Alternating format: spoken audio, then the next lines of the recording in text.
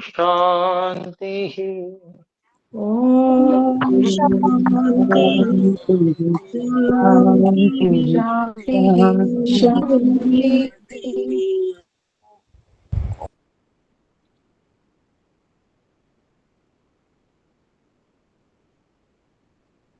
ओम। ऋग्वेदादि भाष्य भूमिका इस पुस्तक का हम स्वाध्याय कर रहे हैं और इस पुस्तक के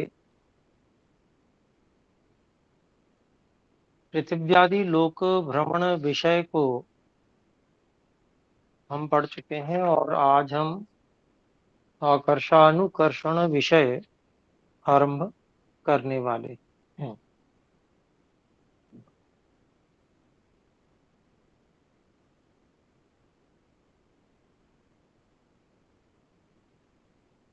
तो अथाकर्षणानुकर्षण विषय, इसमें एक ऋग्वेद का मंत्र दिया है।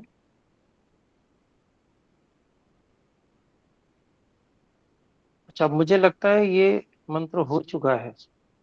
हम में से कोई बता सकते हैं? हो चुका है। तो एक मंत्र हुआ है ना, या दो हो गए? नहीं, एक हुआ है। जी ठीक है, धन्यवाद जी। ठीक है जी, तो दूसरे मंत्र से हम आरंभ करेंगे। दूसरा मंत्र भी ऋग्वेद का है। ओम यदा ते मारुति विशस्तुभ्यमिन्द्रय मिरे आदित्ये विश्वा भुवनानि ये मिरे।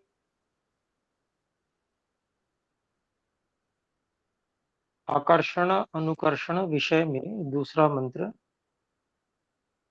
और इसके संस्कृत भाष्य में देखते हैं। यदा ते मारुति इत्यादि अस्य अभिप्रायः अत्रापि पूर्वमन्त्रवदाकर्षण विद्यास्ति इति। हे पूर्वोक्तेन्द्र, यदा ते तव मारुति मरुत्यो मरणधर्माणो मरुत्प्रधाना वा विशः प्रजास्तुभ्यं ये मिरे तवाकर्षण धारण नियमं प्राप्नुवन्ति तदैव सर्वाणि विश्वानि भुवनानि स्थितिं लभन्ते यथा तवैव गुणैर्नियेमिरे आकर्षण नियमं प्राप्तवन्ति सन्ति अत एव सर्वाणि भुवनानि यथा कक्षं भ्रमन्ति वसन्ति च।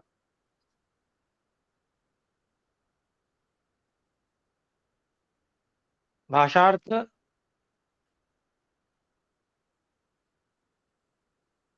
यदा ते मारुति, आर्य भाषा में बता रहे हैं। अभिप्राय, इस मंत्र में भी आकर्षण विद्या है। हे परमेश्वर, अब मंत्र का अर्थ कर रहे हैं और संबोधन है। हे परमेश्वर, आपकी जो प्रजा उत्पत्ति स्थिति और प्रलय धर्म वाली और जिसमें वायु प्रधान है, वह आपके आकर्षण आदि नियमों से तथा सूर्य लोक के आकर्षण करके भी स्थिर हो रही है।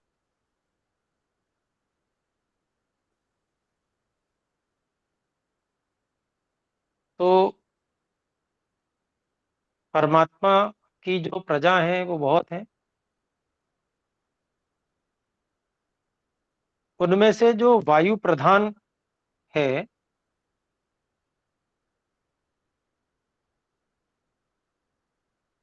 वह आपके आकर्षण आदि नियमों से तथा सूर्यलोक के आकर्षण करके भी स्थिर हो रही है। तो यह वायु जो है वो आकर्षण धर्म वाली भी है।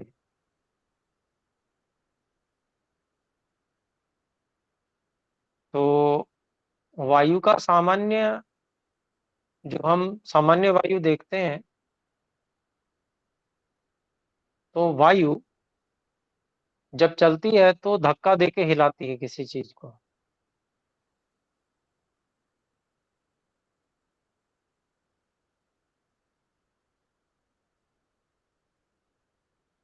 तो वो तो एक प्रकार की वायु है, लेकिन अन्य प्रकार की भी वायु है। और यही इसी प्रकार की वायु, जिस प्रकार की वायु ये है, इस प्रकार की वायु यदि किसी छोटे मुंह वाले बर्तन में से खींच ली जाती है, बाहर खींची जाती है वायु, तो भी एक आकर्षण हो जाता है। क्योंकि वायु का एक स्वभाव है कि स्थान को खाली नहीं छोड़ती। जहां भी स्थान खाली हो, तो जो यह वायु वायुमंडल में है, यह उस स्थान को भरने का प्रयास करती है। तो ये तो स्थूल वायु का विषय है। परंतु जो आकर्षण है, वह सूक्ष्म वायु का विषय है, जिसको सूत्रात्मा वायु करके 5 वायु में इससे एक वायु कही थी। पीछे के जो विषय हैं उनमें, तो यहां पर भी इस मंत्र में भी इस बात को बताया गया है कि यह जो वायु है, उत्पत्ति स्थिति प्रलय धर्म वाली,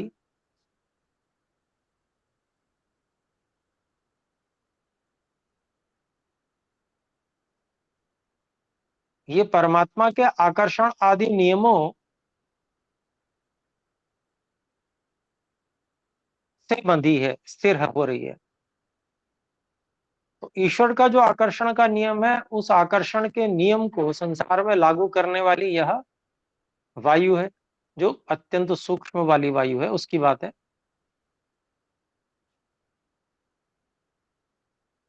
और यह सूर्य लोक का आकर्षण करके स्थिर हो रही है। तो वह जो सूक्ष्म वायु का स्वरूप है, वह इस प्रकार की जो जिस वायु को हम लोग सामान्य रूप से जानते हैं, पूरी तरह से इस स्वरूप वाली वह नहीं है।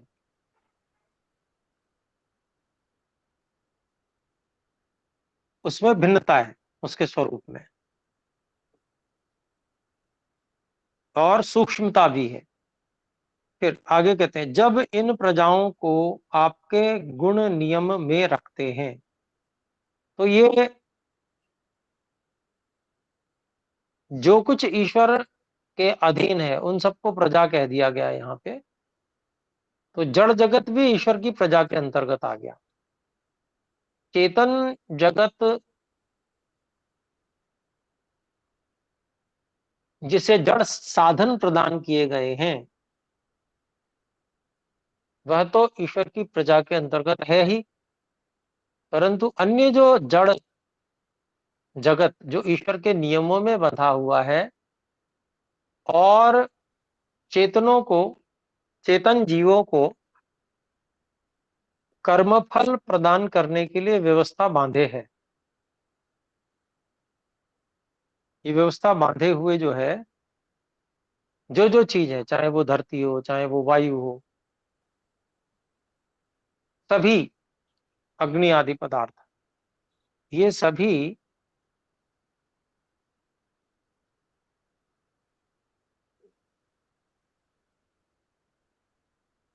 प्रजा से कहे गए हैं, प्रजा नाम से।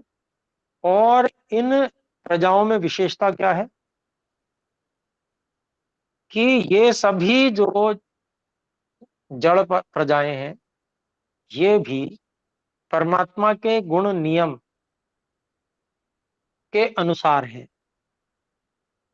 अर्थात ईश्वर ने जैसा गुण नियम इनमें बांधा है, ये ठीक वैसा ही व्यवहार करते हैं।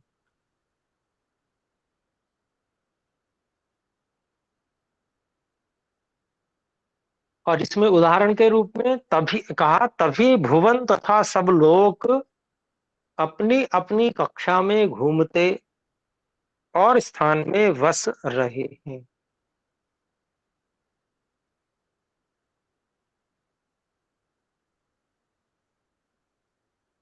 तो क्योंकि इन सभी जड़ प्रजाओं को, चाहे वो पृथ्वी आदि हो, चाहे सूर्य हो, चाहे वायु सूत्रात्मा वायु हो, अन्य वायु हो, सभी परमात्मा के गुण नियम के अंतर्गत हैं। और उनके गुण नियमों के परमात्मा के अंतर्गत होने के कारण से सभी जो लोक हैं वो यथावत जैसी जैसी जिसको जहां गति करनी चाहिए वैसी वैसी वह गति कर रहा है। और सब कुछ इतना व्यवस्थित है कि उसमें गति की, काल की एक सुनिश्चितता बनी हुई है सर्वत्र।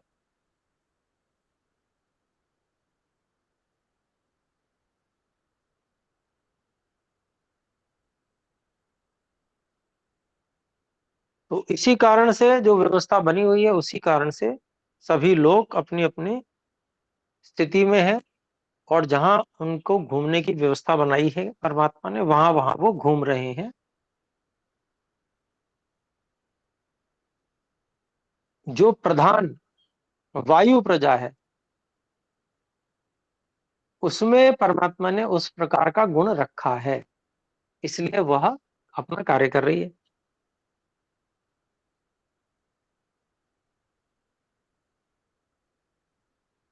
तो सृष्टि विद्या में भी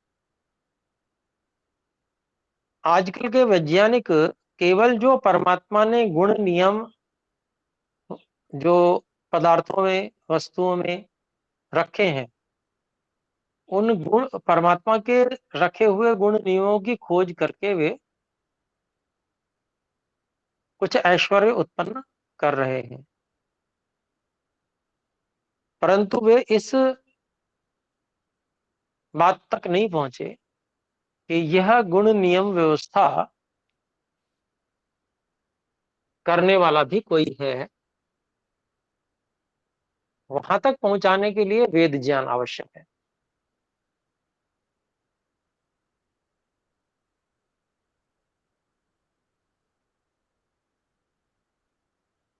तो यहां पर हम देखते हैं अगला मंत्र। यह तीसरा मंत्र है आकर्षण अनुकर्षण विषय में। ओम यदा सूर्यममुं दिवि शुक्रं ज्योतिरधारयः आदित्ये विश्वा भुवनानि ये मिरे। भाष्यम।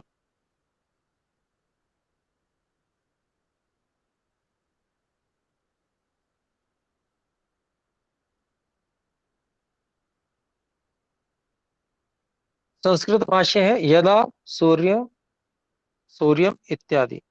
अभिप्रायः अत्रापि पूर्ववदभिप्रायः। हे परमेश्वर, अमुं सूर्य भवान् रचितवान् अस्ति। यद् दिवि द्योतनात्मके त्वयि शुक्रम् अनन्तं सामर्थ्यं ज्योतिः प्रकाशमयं वर्तते, तेन त्वं सूर्यादिलोकान् धारितवान् असि।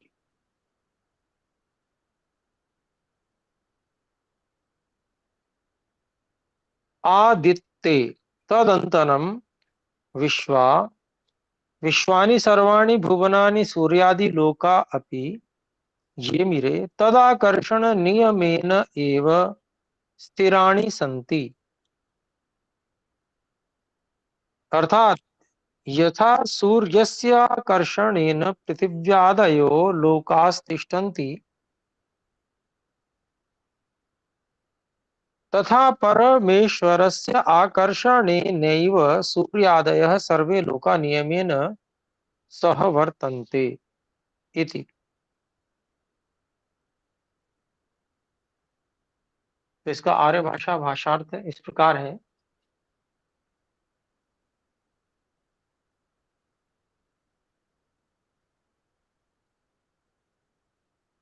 यदा सूर्यम इत्यादि इसको कहते हैं अभिप्राय। इस मंत्र में भी आकर्षण विचार है और संबोधन करते हैं, हे परमेश्वर, जब उन सूर्य आदि लोकों को आपने रचा और आपके ही प्रकाश से प्रकाशित हो रहे हैं और आप अपने अनंत सामर्थ्य से उनका धारण कर रहे हो, इसी कारण से सूर्य और पृथ्वी आदि लोकों और अपने स्वरूप को धारण कर रहे हैं।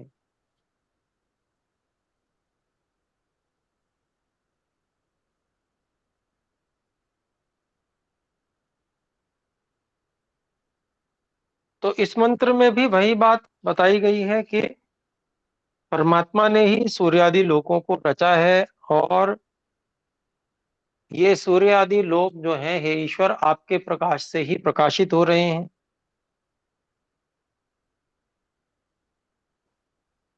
सामान्य जो आजकल के वैज्ञानिक इत्यादि या विज्ञान के विद्यार्थी, उनको ऐसा लगता है सूर्य स्वयं प्रकाशित है,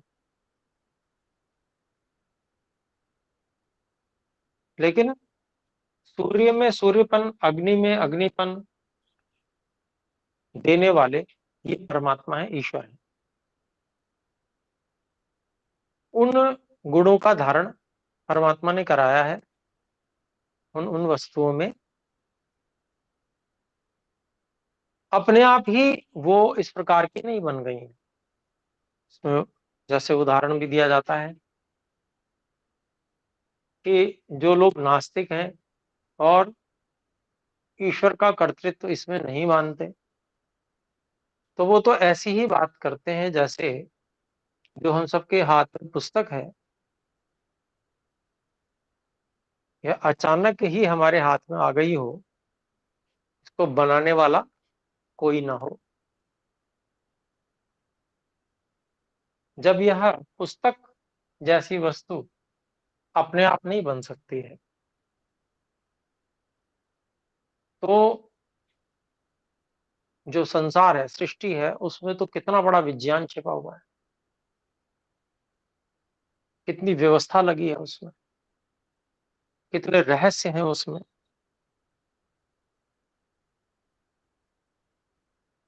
और पुस्तक में जो कुछ बताया वो तो बहुत थोड़ा सा विज्ञान है, लेकिन सृष्टि में परमात्मा ने जो विज्ञान है वो बहुत अधिक, कण कण में विज्ञान भरा हुआ है। और जितना जितना विज्ञान खोजते जाते हैं उतना उतना और अधिक आश्चर्यचकित होते जाते हैं। आश्चर्यचकित भी होते जाते हैं, फिर भी नास्तिक लोग ईश्वर को की सत्ता को स्वीकार करने में पीछे हटते हैं, क्योंकि उनको मनमानी करनी होती है। ईश्वर को मानने के बाद में मनमानी नहीं कर पाएंगे। और वास्तविकता तो यह है कि चाहे माने या ना माने, मनमानी करने की छूट तो ईश्वर ने दे रखी है, लेकिन अभी वर्तमान में कर्म करने की स्वतंत्रता दी हुई है। लेकिन फल भोगने में स्वतंत्र भी हैं, ईश्वर के अधीन भी हैं। और मनमानी करने वाला व्यक्ति, ईश्वर की आज्ञा के विरुद्ध कार्य करने वाला व्यक्ति निश्चित रूप से उतने ही अधिक कष्टों को भोगता है।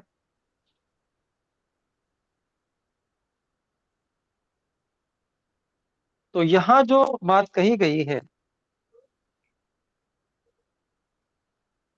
कि यह सब लोग जो प्रकाशित हैं, प्रकाश कर रहे हैं, वो भी वास्तव में आपके ही प्रकाश से प्रकाशित हैं, आपके सामर्थ्य से ही प्रकाशित हो रहे हैं। आपने ही उनमें प्रकाश को बनाया हुआ है। और अपनी अनंत सामर्थ्य से उन सबका आप धारण भी कर रहे हैं हे ईश्वर।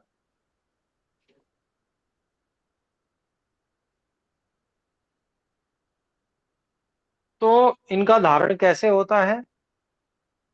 तो इन सूर्यादि लोकों का सब लोकों के साथ आकर्षण से धारण होता है।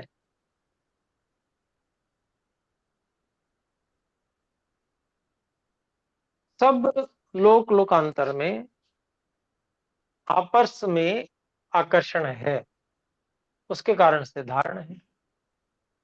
अब इसका उदाहरण क्या है कि जैसे एक लोहे का पदार्थ या लोहे की वस्तु, उसके तरफ चारों तरफ नहीं, दसों तरफ, ऊपर नीचे, दाएं बाएं, आगे पीछे समान बल वाली चुंबकें लगा दी जाएं, और ऊपर की ओर पृथ्वी की आकर्षण शक्ति को भी समाप्त करने के लिए कुछ अधिक चुंबक लगा दी जाए, तो वह लोहे की मूर्ति उन चुंबकों के आकर्षण बल से बीच में हवा में स्थिर रहेगी।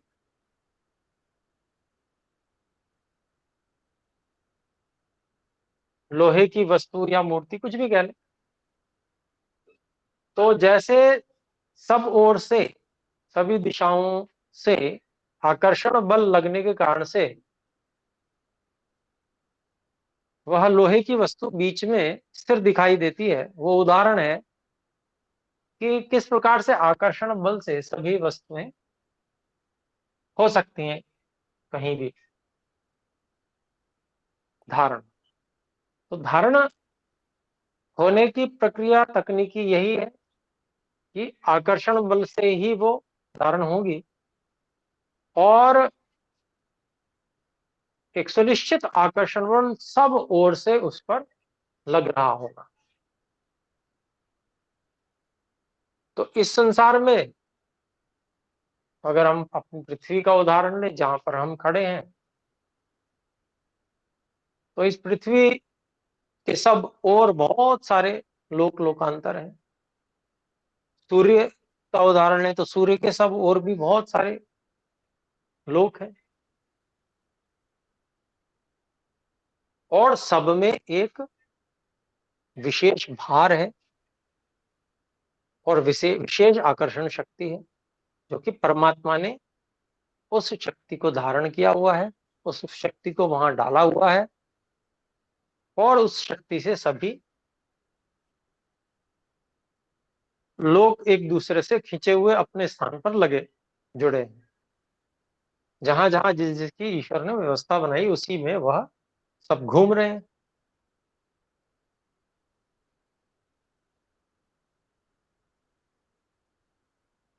तो यह जो व्यवस्था है, अगर हम एक सौर मंडल को लेकर चलें, तो पूरे सौर मंडल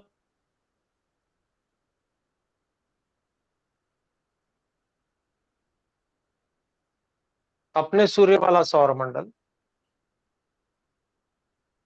उसमें सूर्य स्थिर लगेगा, और अन्य सभी जितने भी ग्रह उपग्रह हैं वो गति करते हुए रहेंगे।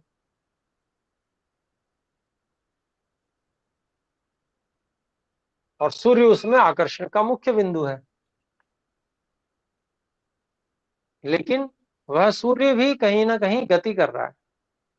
सापेक्षता देखी जा रही है, अपेक्षा से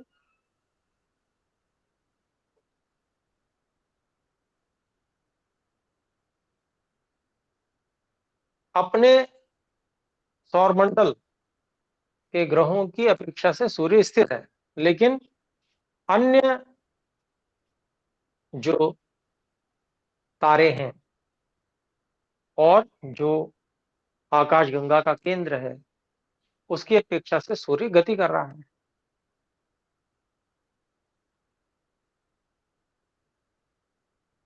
तो यह जो गति होते हुए आकर्षण। अभी हमने वो जो उदाहरण लिया चुंबक से किसी लोहे की वस्तु को स्थिर करने का चारों ओर से, अगर वही जो व्यवस्था है, चुंबकों की व्यवस्था, उसको इस प्रकार से फिक्स कर दिया जाए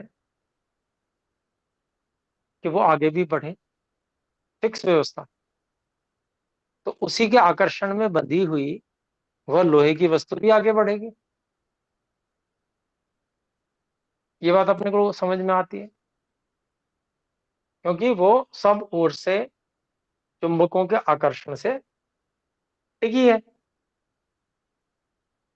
तो ऐसी ही कुछ व्यवस्था, जैसे हमने ये एक मस्तिष्क में अपने मॉडल बनाया और समझने की दृष्टि से, ऐसी ही सब व्यवस्था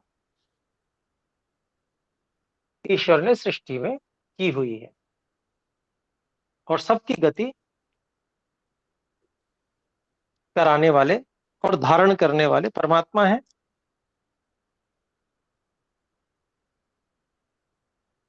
फिर आगे कहते हैं, इन सूर्य आदि लोकों का सब लोकों के साथ आकर्षण से धारण होता है। तो ये वही बात है कि सब और जो लोक हैं, उन लोकों के साथ आकर्षण से इसका धारण हो रहा है। अब ये वेद मंत्र कह रहा है, और उस धारण करने में कारण मुख्य रूप से परमात्मा ही है।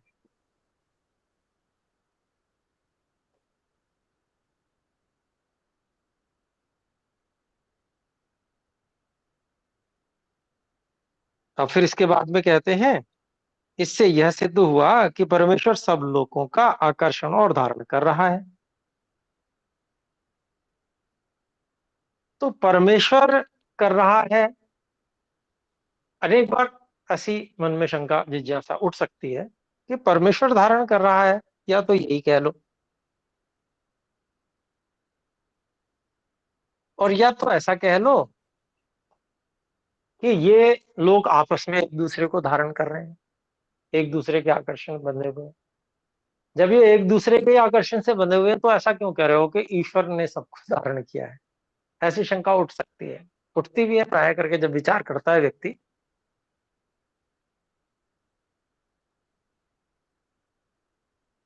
सीधी ही क्यों ना मान ले कि ईश्वर की ही आकर्षण शक्ति से सब बंधे हुए हैं, ऐसा क्यों ना मान ले?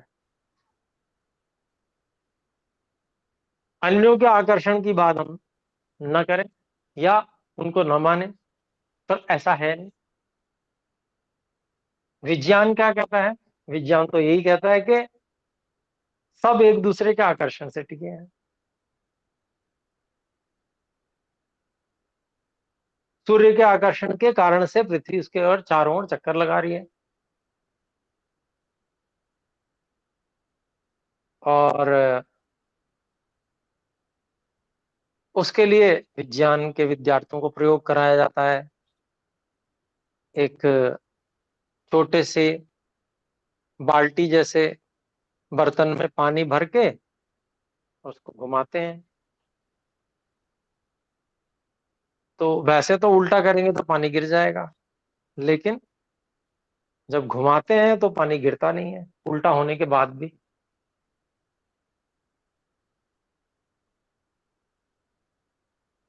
तो अनेक विज्ञान के प्रयोगों से ईश्वर के बनाए नियमों का पता चलता है। वो नियम जो के तो बने हुए हैं, लगे हुए हैं, और वो नियम क्यों बने हुए हैं, ईश्वर ने ऐसा नियम ही क्यों बनाए, ऐसा हम लोग विचार कर सकते हैं, या विचार आ सकता है। तो उसका जो उत्तर है वह यही है कि यह सब कर्म फल व्यवस्था देने के लिए और स्वतंत्रता देने के लिए है।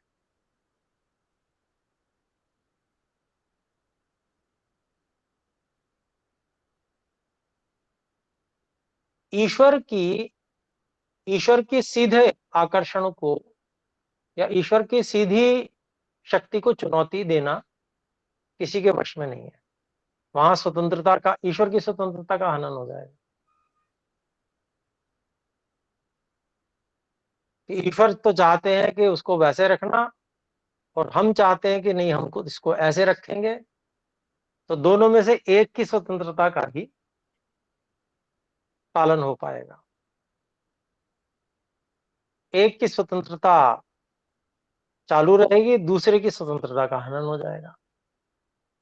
अगर दोनों की स्वतंत्रता को बनाकर रखना है, दोनों की जो संप्रभुता है उसको स्वीकार करना है, तो एक व्यवस्था बनानी पड़ेगी। ईश्वर की संप्रभुता इसी में है कि वो व्यवस्था दे रहे हैं और धारण किए हुए हैं, उस व्यवस्था को धारण किए हुए हैं।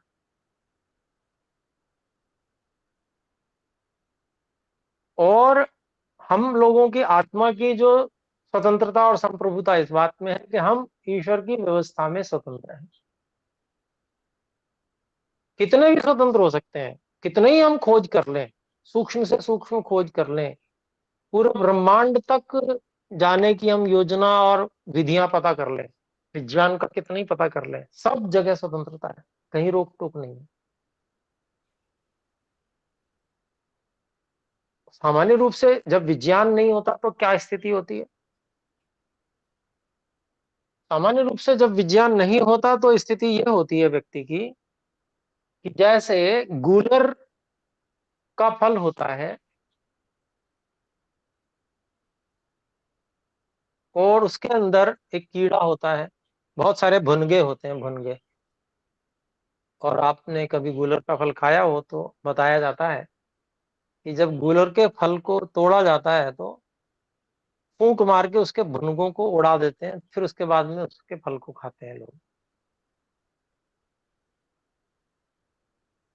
और खाया नहीं गया तो क्या मतलब हुआ? तो वो कीड़े उस गूलर के फल के अंदर पैदा होते हैं, सब कुछ अपना जीवन उसी के अंदर सारा करते हैं और मर भी उसी में जाते हैं।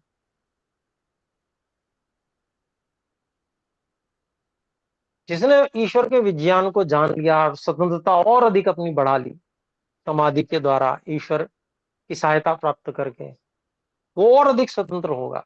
शरीर के साथ भी बहुत अधिक स्वतंत्र हो सकता है, और अधिक स्वतंत्रता का लाभ उठा सकता है, नियमों को जानकर उन नियमों का उपयोग करके और अधिक स्वतंत्रता का लाभ उठा सकता है। और जिसके पास विज्ञान नहीं है तो वो वैसे ही जैसे गूलर के फल के अंदर कीड़ा है, वहीं जन्म लेता, वहीं पर जीवन जीता और वहीं पर समाप्त हो जाता है। ऐसे जीवन जहां के तहां समाप्त हो जाए। तो वेद का ज्ञान परमात्मा ने उसी स्वतंत्रता को उपयोग करने के लिए तो दिया है। संसार को जिस तरह से ईश्वर ने बनाया है,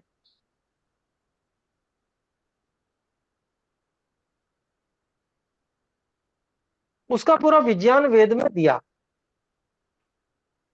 कि तुम और हम, अर्थात हम सब मिलकर पुरुषार्थ करें, वेद को पढ़ें, पढ़ाएं, और उसमें से जो ईश्वर ने विज्ञान दिया है, सूत्र रूप में दिया है, सूक्ष्म रूप से में दिया है, मंत्र रूप में दिया है, उसको हम समझें और समझकर उसी में दिए गए उपायों से, और उस उन उपायों को समझकर अपनी स्वतंत्रता को बढ़ाएं और अधिक उपयोग करें विज्ञान का।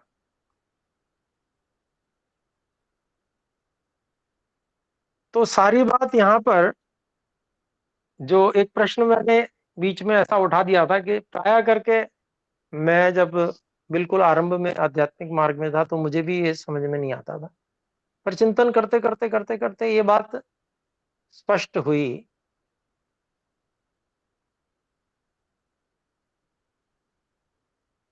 कि ये व्यवस्था, उसकी सार्थकता, ईश्वर के ज्ञान विज्ञान की सार्थकता, साथ ही प्रकृति जो सत्वरजतम है, इनकी सार्थकता,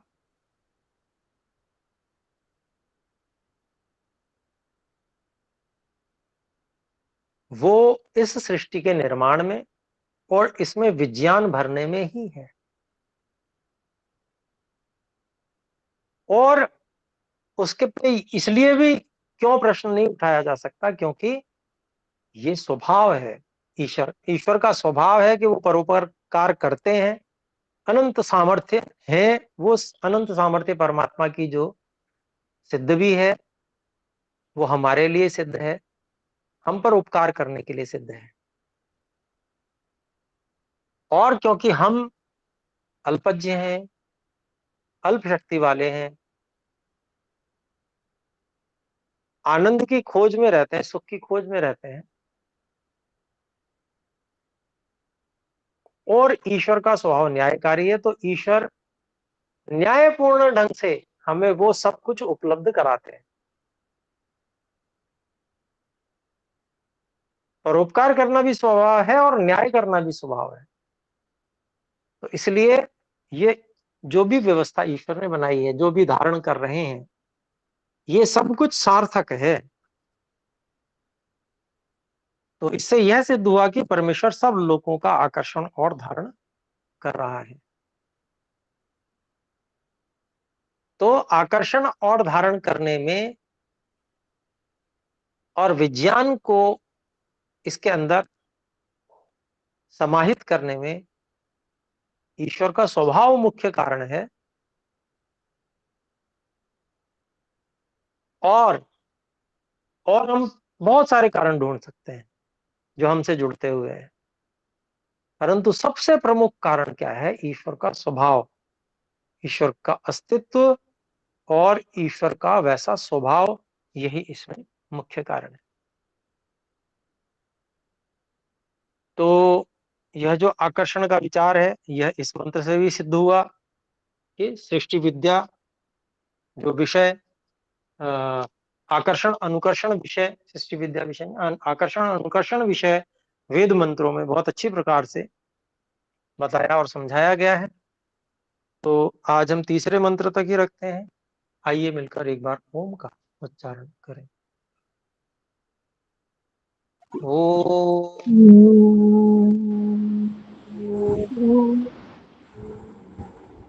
सभी को